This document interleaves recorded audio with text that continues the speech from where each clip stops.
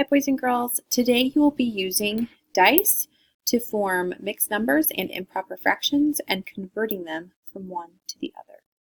You will be doing 5 mixed numbers and converting them to improper fractions, and you will be doing 5 improper fractions and converting those into mixed numbers.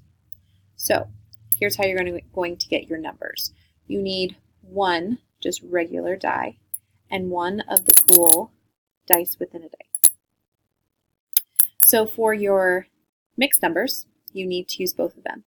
You will roll, and the number on the top here was 4. That becomes my whole number for my mixed number. So that was a 4, and the other was a 2 and a 6. So I have 4 and 2 6. So now what I'm going to do is use this to convert it into an improper fraction. So if you remember from our lesson, we multiply the denominator by the whole number. 4 times 6 is 24, and add 2 more to get 26, and that denominator stays the same. 26 sixths. So there's number 1. I do it again so that I have a total of 5. And then when I'm ready to do my improper fractions and convert them into mixed numbers, I no longer need this die. I can just use this one. So I'm going to shake it.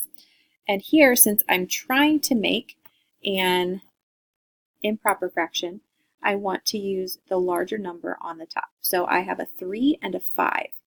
So I would put the 5 on top, 5/3. That would be my mixed or my improper fraction. I want to make that into a mixed number. So I can think 5 divided by 3.